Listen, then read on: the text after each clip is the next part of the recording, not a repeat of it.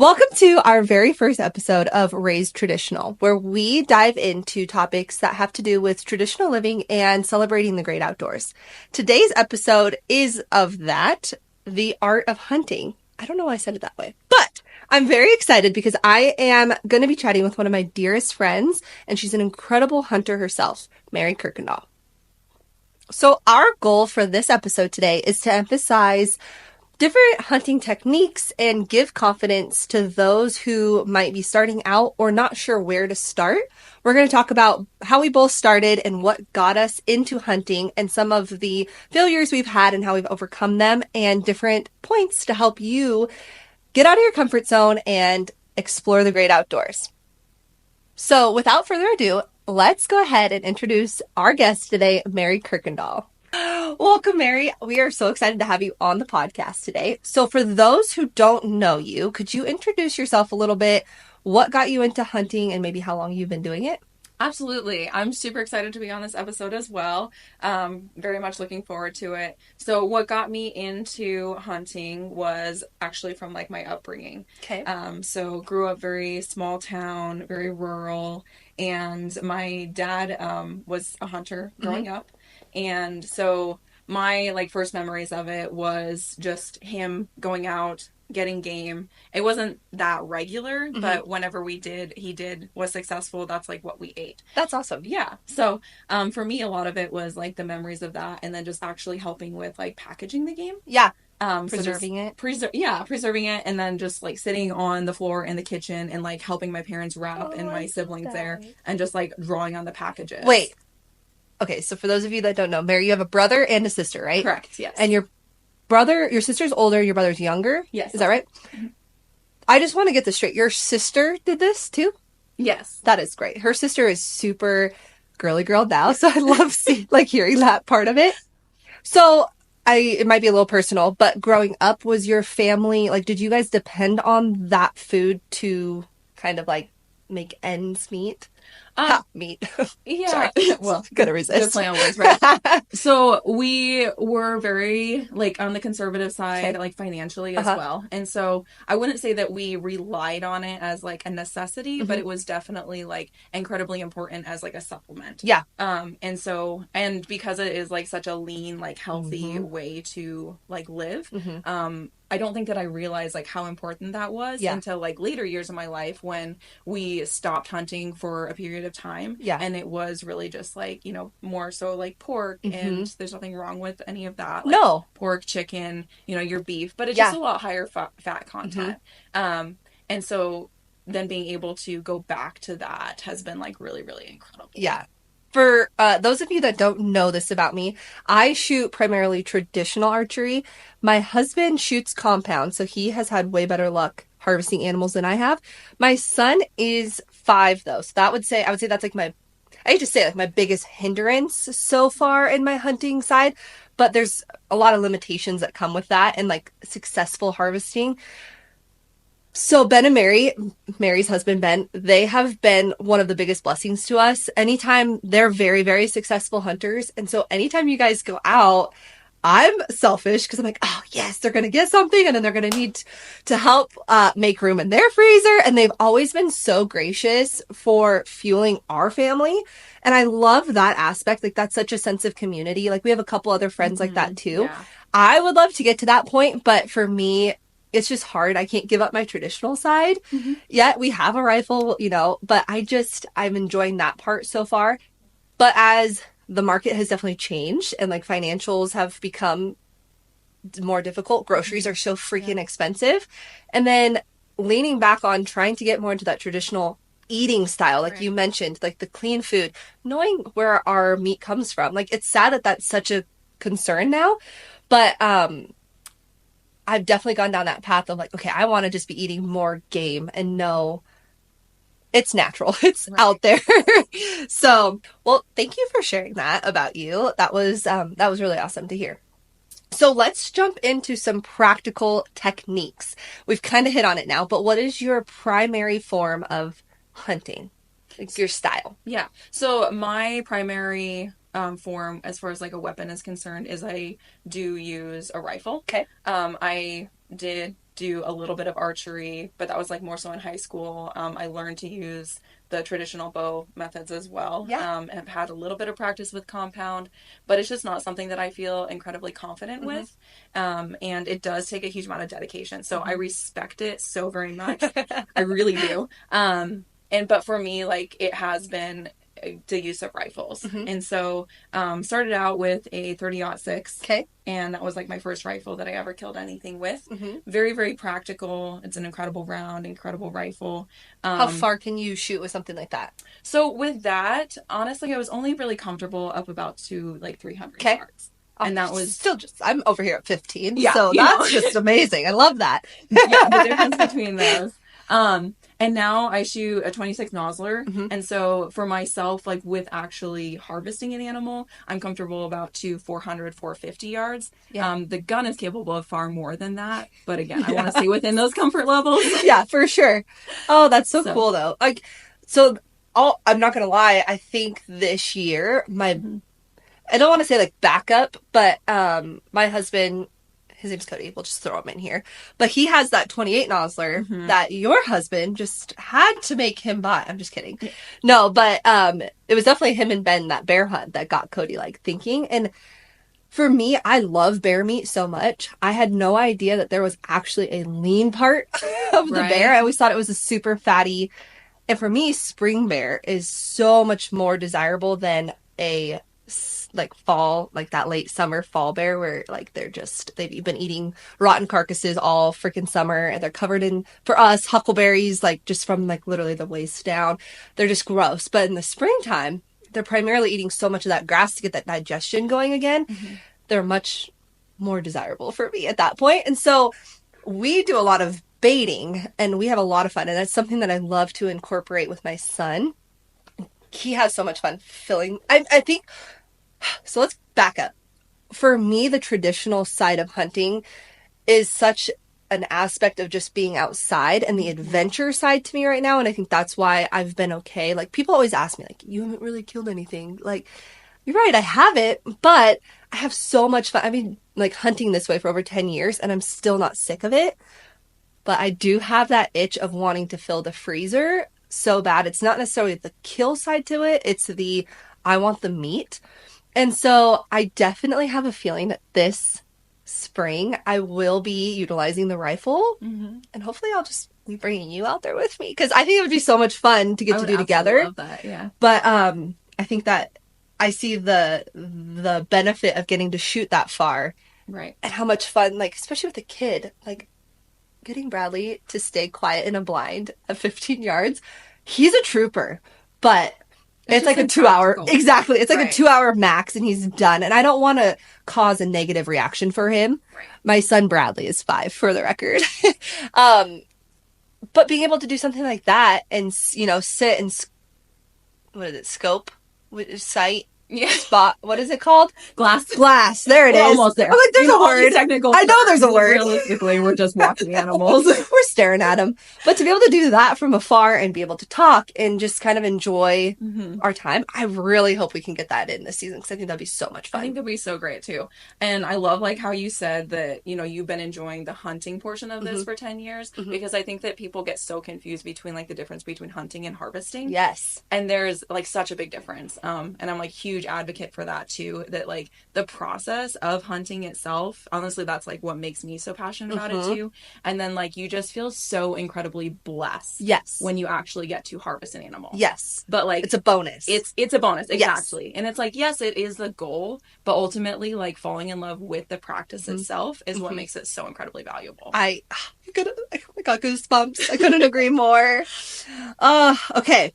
So between that, now we've thrown in the different types.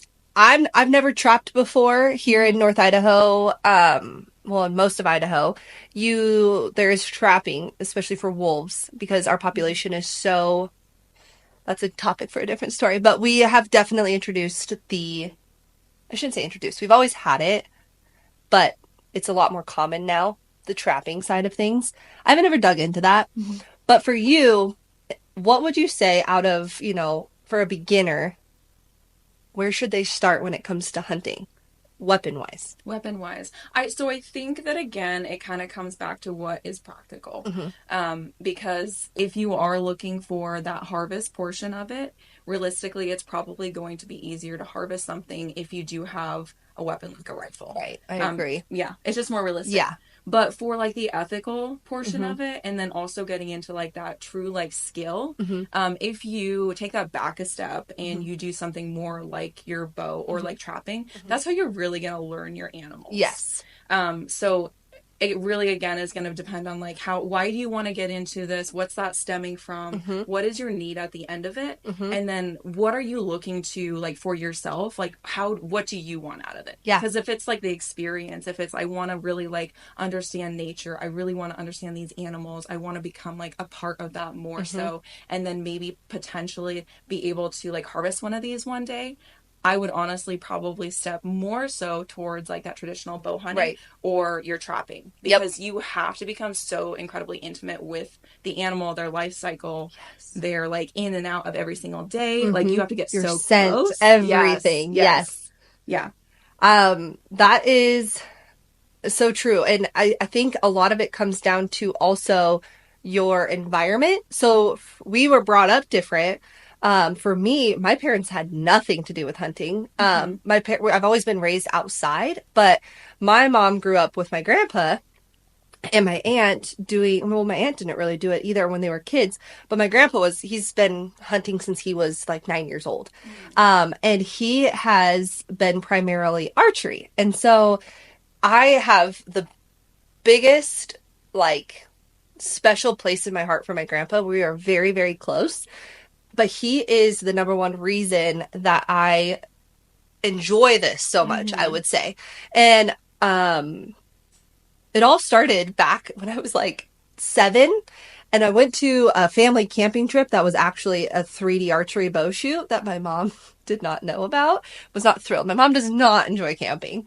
So it was really funny. We joked about like how in the world did we even get here? And I walked out on the course with them and I was just like amazed at the sport. And so I went back to camp at 7 years old and was like trying to take a stick and turn it into a bow. And Yes. one of my grandpa's friends, we called him Longbow Bob, he actually like took me, he's like, okay, you need a real stick, like a live one, or else it'll snap, and like threw a bowstring on it.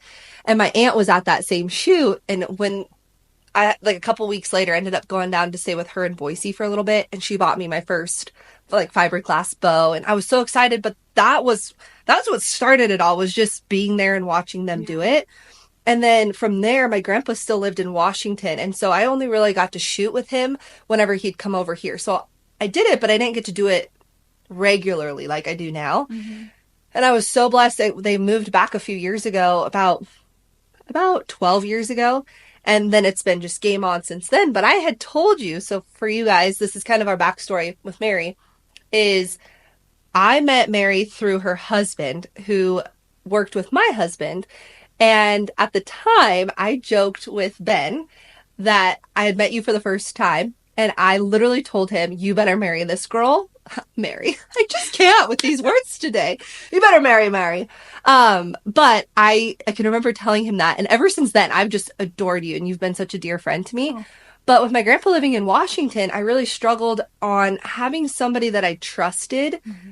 and to be able to go out and learn more about hunting. I knew all about my sport, but I didn't have that almost mentorship and that comfortability with somebody to take me out and teach me. Mm-hmm. And so even going out with you and being an archery background and getting to go watch you and learn the do's and the don'ts essentially of hunting gave me so much confidence.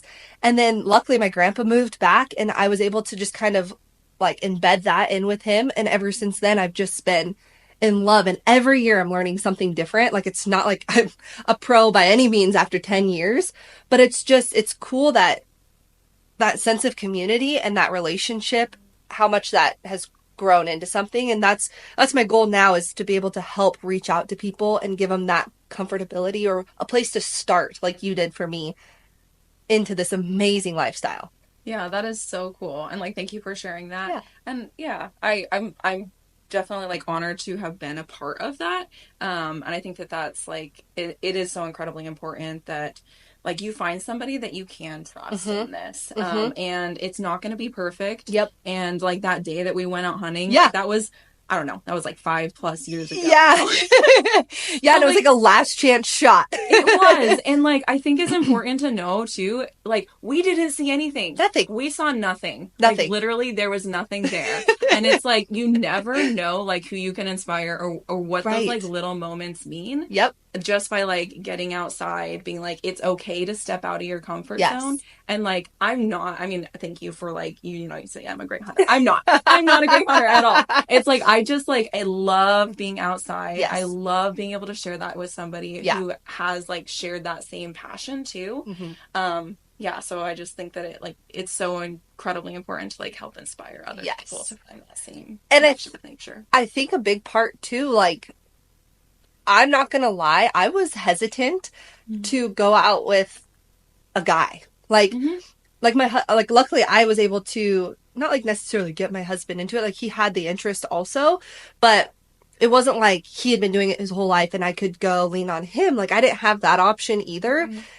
And so the guys that I did know, I felt kind of intimidated to go out and like show them that I knew nothing about it. Like I didn't want to encourage this like stereotype that women can't be good hunters, if that makes sense. Like there's Mm-hmm. unfortunately kind of that stigma that we don't know as much as men do. Yeah, And I definitely. get there's totally things that we can learn from each other also. But I won't lie, like that was a part of it for me that I didn't really want to ask any of the guys that I knew to like, hey, can you take me out hunting? Yeah. Do you know what I mean? So it Right. was cool having a fellow adventurer who was a woman to like to do that with. I felt so much more comfortable just with that barrier alone Mm-hmm. being removed, if that makes sense. Definitely. And not in like a mean way towards men by any means. I just think that that is like for women, we want in a male predominant field like hunting, we kind of have to work extra hard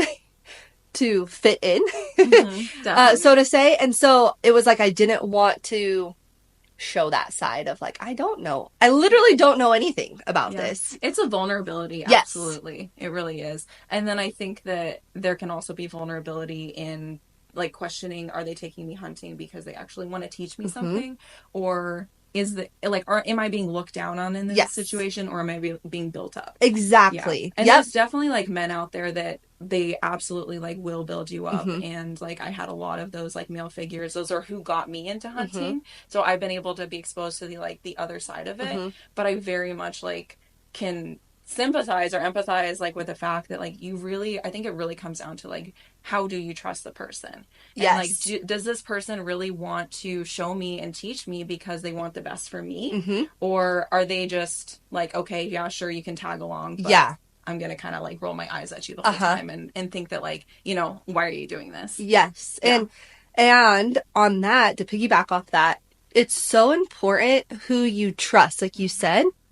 And because there's so many different ways to hunt. And unfortunately, there's such an ethical side to hunting that you want to make sure who you're learning from is somebody who's going to teach you the correct ethical way to hunt.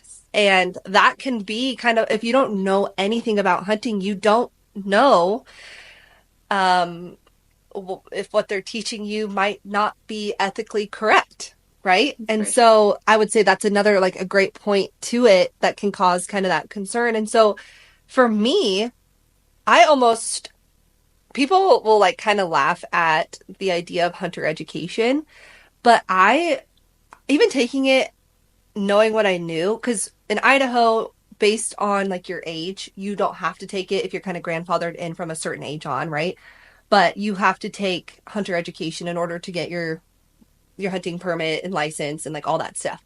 But then on top of that, you also have to get an archery permit in mm-hmm. Idaho. And so you have to take a special archery education, which is so redundant, to be honest. It's like the same it is things in the hunter education. But I can really appreciate that because had I done that like initially, I think I would have known a lot more and known the right questions to ask. So I definitely encourage people, if they're even slightly interested, to take that hunter education. And then you also get the resources from your local fish and game. If you do have further questions, those are absolutely people that you can trust and that are going to be, they're in it to teach the next generation, right? And preserve those traditions. So that's my advice to beginners. I think like start for sure with your hunter education in your local Absolutely. state. And then if you have questions or you are wanting that mentorship, a lot of fish and games offer a mentorship through them Hmm. or can line you up with someone who they know or trust to help with that mentorship. What was your experience with hunter education? Absolutely. I had a really positive experience with it as well. Like I said, I had already been like exposed to hunting Mm-hmm. growing up. Grew up in a community where it was a part of like the daily culture. Mm-hmm. So that helped. But the hunter education specifically, like it teaches, it dives into like your ethical, moral like values. Mm-hmm. And then Yes. it really like draws it back to like why is this so important, not just for you and like your safety, Yeah. for the animal. So Yeah. like taking ethical shots, Mm-hmm. and then also for the other hunters who are out there. Yes. And like, I think about it's like I took that. I believe I was 12 when I took the Mm-hmm. hunter's education. So that's a long time ago. We won't count numbers, but that's a while ago now. But there's still like a couple things that go through my head every single time that I'm out in the field, like specifically from that. Yeah. And like one of them is like passing off your weapon before you go over a Yes. fence. And it's like it's so simple, but like the accidents happen, Mm-hmm. right? And so there's really simple things that you can do that take 2 seconds. And it's like if you can put your rifle down, you can step over the fence before you pick it back up. Yes. Things Yes. like that. It's like it could prevent a miss. The other Mm-hmm. thing that for me is like shooting over a horizon. Mm-hmm. Oh, And yes. I can't Not a tell clean you, backdrop. oh my gosh. And that is probably like the most frustrating thing as a hunter too. Yes. Like I Behind have them. passed on some incredible animals Mm-hmm. with like the most perfect shot, but like I couldn't guarantee that there was a backdrop Yeah. behind them. And knowing like what you know about our guns, I mean, Mhm. they, like, I think Cody and Ben got theirs to shoot over a mile. Is Oh that yeah, right? over a Yeah. mile. Accurately. Accurately. Like, spot on, hit a rock over a Right. mile. Mm-hmm. So that is such a huge thing that you have to think of. That's so Right. true. And it's like it's not just me out there. It's also there's so many other people that are out there. And like Maddie, it's like you have your kid out Mhm. there, like you have Bradley out there. How many other people are out there as well? Yeah. And it's like it's just not worth the risk at all. Like we Mhm. can enjoy this and do it together, Yes. and then still be successful Mhm. while still having a safe place for other people. And that's the scary thing, like you said, is not everybody thinks like us. Mm-hmm. And they might not be intending to cause harm, but it's things like that that are what would almost feel like no-brainers, like, okay, what's my backdrop? Like, what am I shooting into? But unfortunately, that's not the case. For archery, one of the biggest pet peeves, and it's not something that's ever really been taught in anything I've taken, but something that really I've enforced in my son and that I have really been conscientious of. And like, I don't usually will like tell people how to shoot or anything like that, but it is one thing that I will make the comment on because it makes me so uncomfortable. But especially when you're hunting, because we have broadheads on, but even with the field tip. So when people will knock an arrow and they have it on and they're ready, and that's very common, like in a tree stand and stuff, like when you're sitting or if you're about to get up on an animal, absolutely. But my biggest pet peeve is when people will knock an arrow and then they'll walk behind people. Oh, So like yeah. you're following on a trail, right? And they're thinking, oh, it's no big deal. They might have it pointed at the ground, but people will think I have to pull it back for it to be dangerous. Like, no, like you could fall and just trip, or the person in front of you could stop and you don't know they stop. And those things are so dang sharp. Like, so it's things like that that might not necessarily be taught in any aspect of like training. Like with Bradley, I don't let him knock an arrow until he's literally ready to shoot it and he is pointing the arrow downrange. That's something that we've had to work on, is because right now indoor, you have a line like a gun range. And when Bradley knocks his arrow, he's knocking it almost towards like if there was someone standing next to you. And it's not a big deal when we're out at like a 3D shoot and there's no one around, but when you have a line of people, I've been having to make him like turn his entire body, you know, and then learn, okay, downrange means at all times my arrows are downrange. Granted, his little teeny tiny arrow isn't going to do anything, but it's weapons control. It's like weapons you're control. starting like basic 101 weapons control. Yes. And like I think that's very important for us to like know too, is like these are weapons, right? Yes. We're doing this for a reason, and like there's a responsibility that comes with that. So like Yes. teaching that from the very, very beginning is important. And it's very important. And like you can always think like, oh, it probably won't happen to me, but it did happen to somebody. Mm-hmm. And so like it's okay to take those extra 2 seconds and like you said, like replace your body in a different direction. Yep. Or like don't ever have your finger on the trigger until Yep. you're ready to actually take that shot. Absolutely. Yeah, I couldn't agree more. Safety is such a huge part. All right, so let's shift gears. Let's talk a little bit more about hunting strategies. Mm-hmm. Like we've kind of already hit on, we both have very different styles of hunting. So for you, what strategies have you taken to kind of learn? Well, first of all, what species do you primarily hunt? Mm-hmm. And what have you done to learn more about their habitats to better prepare yourself, for a successful hunt? Yeah, absolutely. So I primarily hunt big game, and so that's gonna be mule deer, whitetail a little bit, and then elk. Okay. That's what I enjoy hunting Mm-hmm. the most. I've done a little bit of bear hunting, And but you happen to get that badass wolf. oh, I did. Yeah. So always be prepared. That's another. Always be prepared. You never know. Always have a wolf tag. Always have a wolf and a cat tag. Always. You can actually have 5 wolf tags in Idaho now. Yeah, and So. if you're trapping, it's like some like ridiculous number now, I think. Yeah, I think that there's Like I can't quote it, but I remember it's a pretty big number. it's something there. Yeah. You know? Okay, sorry. Okay. Or in that case, Just wolf. So as far as like learning about their habitats, Mhm. again, it depends on like where you're hunting. Yeah. And so, I've been a little bit more traditionally hunted in a spot and stalk type situation. So it's kind of broken terrain. Mhm. Very steep terrain, but less cover and like openings in the middle of it. Okay. And so like with that type of strategy, you have to be patient. As Very. my husband always tries to remind me, you have to be patient. Yes. It's like fishing. People who fish, and it's like, Yes. or they don't fish. You take them, and you're like, we could be out here all day and not get right. Like, Yeah, you gotta just know that. Well, you take marshmallows. You take marshmallows fishing. Yes. Always have a backup. But so like with spot and stalk, that method is much more. You also cover a lot more ground with Yeah. which I do love. So Mhm. you have to have the patience to like be able to, once you find a knob or something like that, you're actually going to be glassing for the animal. You're also going to be looking for like sign in the area. And so for me, like I never discount sign that's a couple days old. Right. Animals are typically like built out of pattern and out of habit. And so they most likely, if they've been in an area within the last week, they will be back. Yeah. They might not be back the day that you're looking for them, but they will be back. Right. So just little things like that. So like going out and really bringing it back down to just getting out in nature. Yes. Like you have to connect with the habitat that you're in. That's number 1 too. Mm-hmm. So you have to connect. Up in North Idaho, it's going to be a lot more woodsy. Not more woodsy. Very heavily treed. Very heavily treed up here. Yep. Versus a habitat that is a little bit more open terrain. So just understand which one you're hunting in, because not only will your tactics have to be different, but the animals are also going to move different in those. Well, and for someone like you, being a rifle hunter, being in a heavily treed area is not ideal. Versus me, being a traditional hunter, being in a wide open area is not ideal. Right. We use the trees to draw them into us and force them to get close versus trying to spot and stalk something. I couldn't believe last year when we were up at elk camp, we were on this really cool like forest. Oh my gosh, the words. They had just burned it, right? Okay, yeah. And so it was super open. It was clear cut. There's the word. Clear cut. And it was so fun. I love nothing more than just sitting at the top and like glassing. Yes. I have so much fun doing that. I think it's so cool. But I remember, so the way it was, we took Bradley to elk camp last year. It was actually really enjoyable.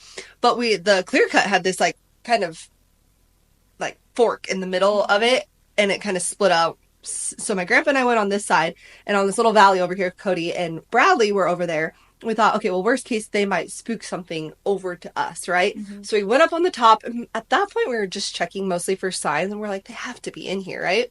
They were not. But there was a ton of deer sign, which is kind of cool. And for us, it's all white.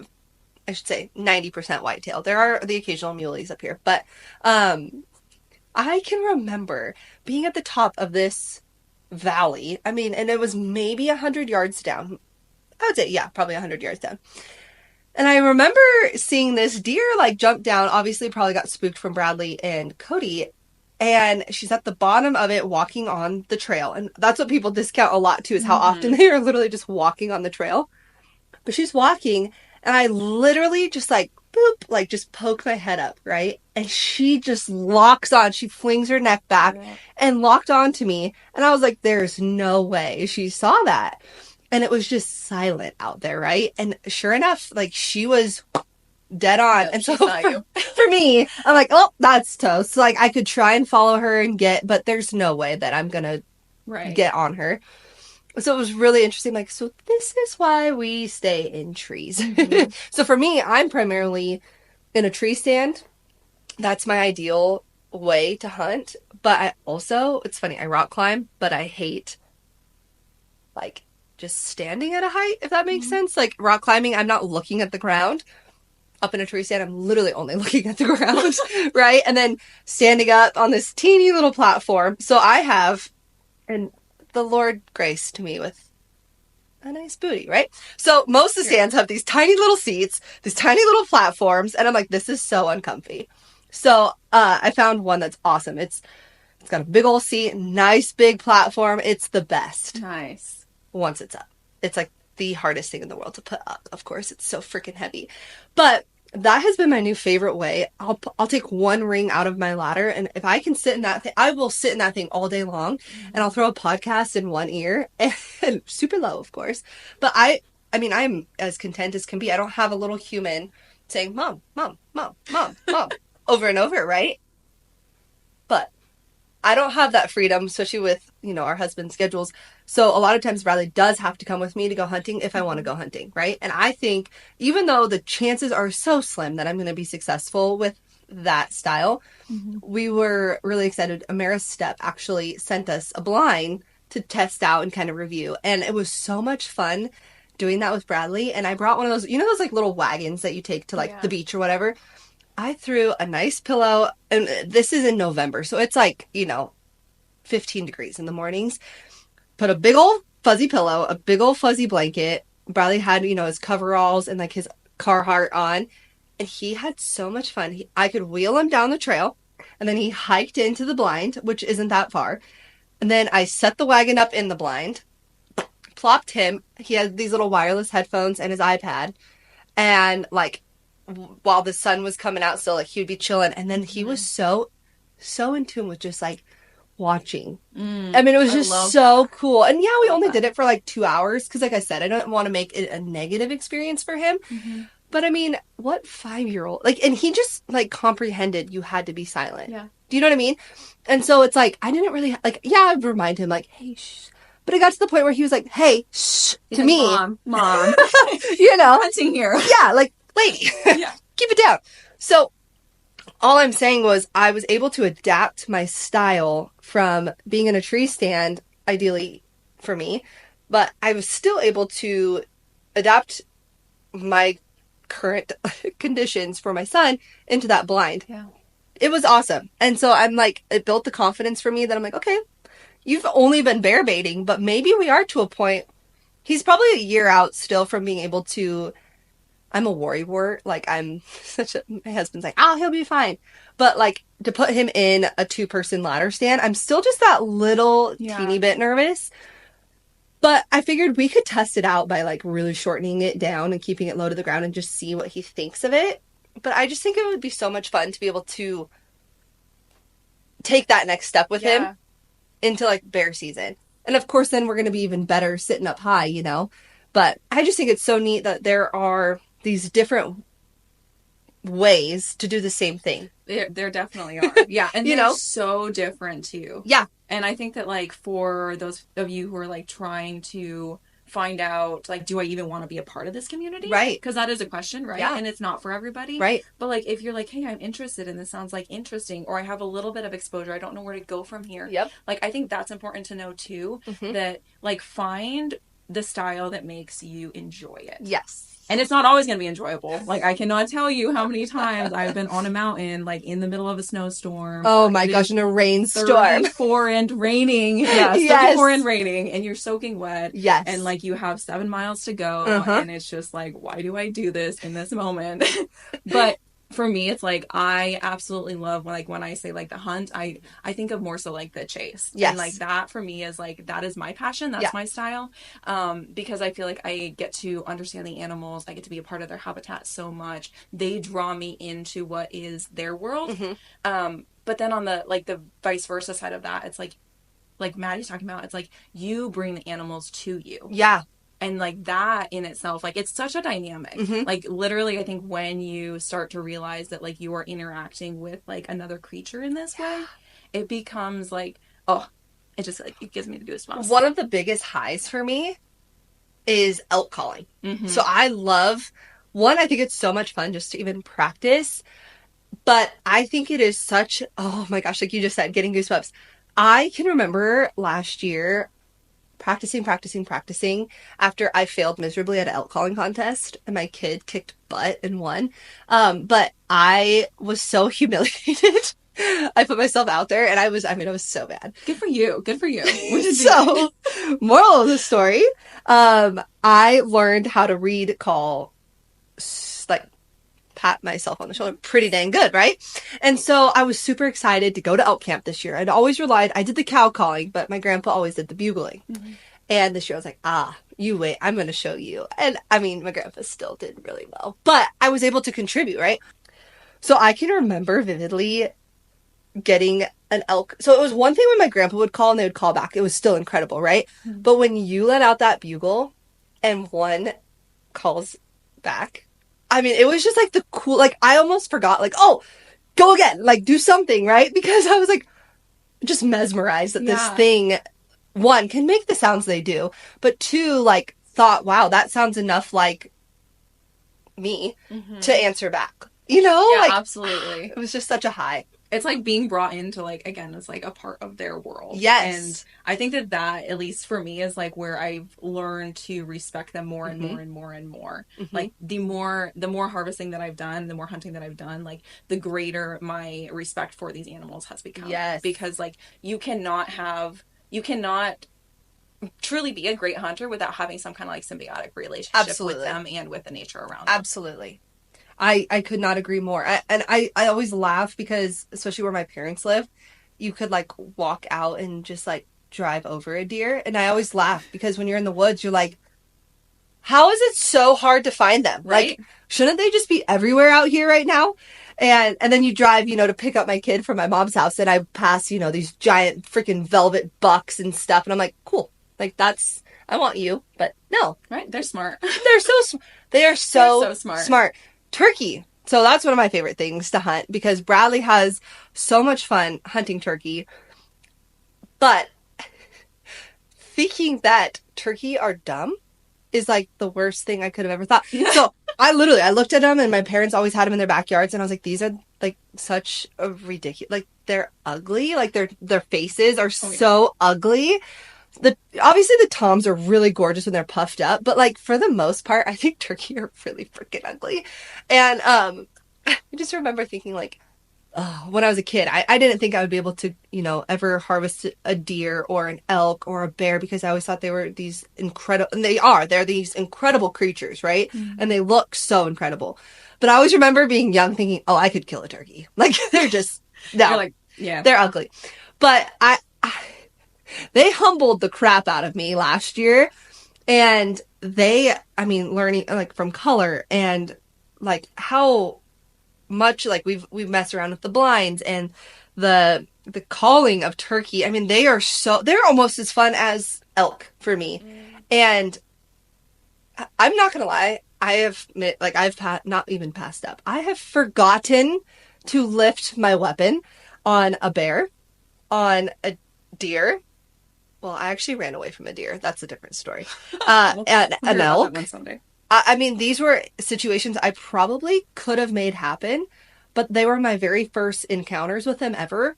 Mm-hmm. And I was so mesmerized. Like, I was almost frozen that I got this creature to come in 15, 20 yards from me, and it has no idea that I'm here. Mm.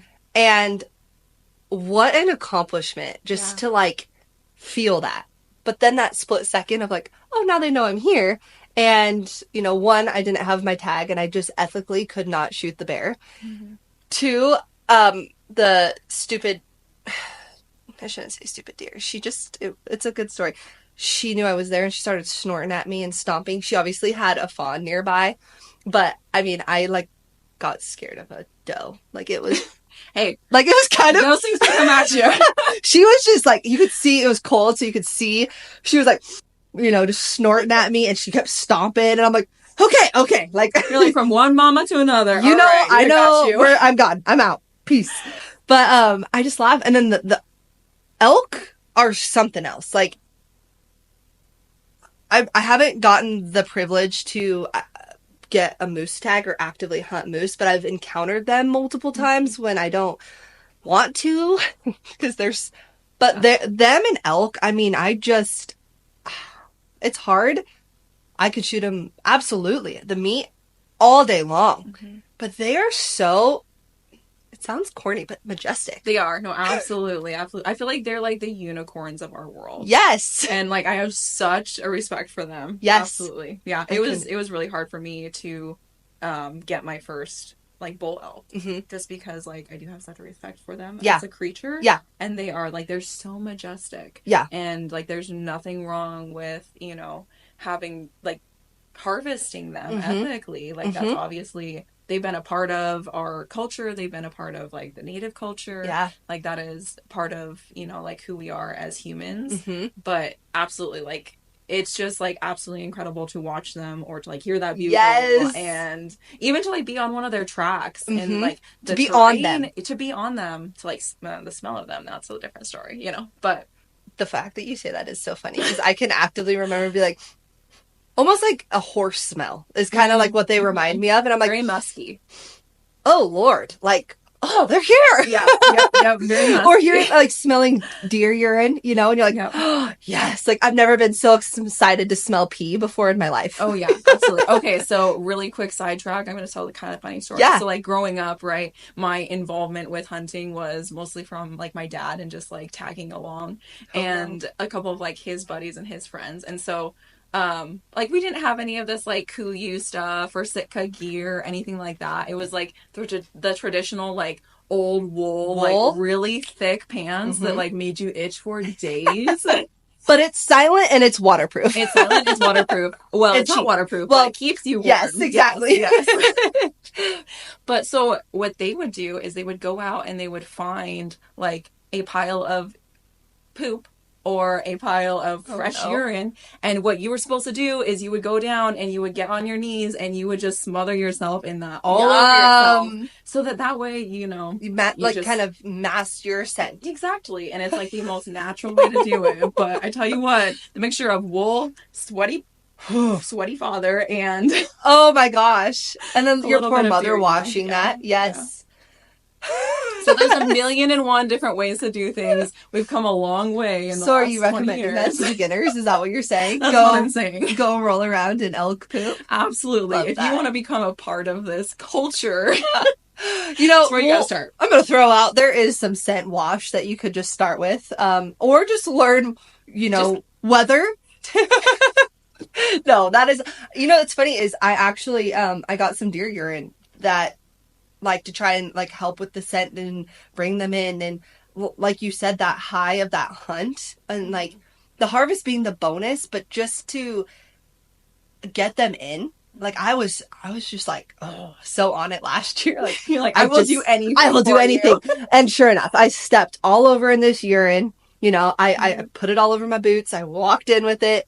I contemplating having Bradley do it too. And that's what we do with our bear stuff is we, put the oil and then we stomp in it and walk out. But that smells like raspberries and oil. It's a little different urine. But anyways, I mean, there's a lot of ways to do things. There's no right or there are wrong ways. There are absolutely wrong ways, but there's multiple right ways. It just depends on how invested really are you. How dedicated are you to this?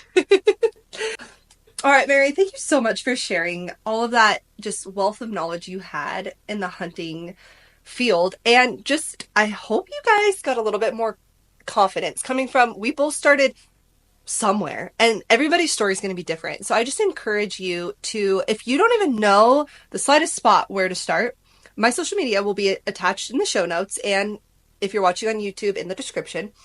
Please feel free to reach out to me on social media. I will let me know where you live. I'll figure out a way. Like, there are boat clubs, there is Fish and Game. There are so many incredible communities that are based on helping people get into it. And I just want to share that it's normal to feel intimidated, and it's normal to have, like Mary put it, it's such a vulnerable spot, but so is starting anything new. And I promise you, if you get into this, you might love it for different reasons, but there are so many rewarding aspects of this lifestyle. Whether or not you are a successful hunter or you change into more of just a 3D archery hunter, or you hunter, you're hunting foam targets. But there's so many awesome sides. Even if you don't hunt in rifle, there are gun ranges that are fun to shoot, and there's competitions on that side. So, like I said, if you get started, there's something in it for everyone. I promise. And this is one of the few things in life that is a generational hobby. Maybe golf, I guess pickleball. There's things out there, but hunting is one of the few things that you can do with our aspect. My grandpa hunts with his granddaughter and his great grandson still. Like, there's not a lot of things out there that allow for that type of relationship. So, all things being said, I just encourage you, get out there, get involved, reach out if you need any help. Thank you guys so much for joining us for our first ever episode of Raised Traditional. Stay tuned for our next episode, where we are going to be diving into the topics of ethics and conservation and women's roles in those areas. Until then, get out, get connected with nature, and we'll talk to you guys soon.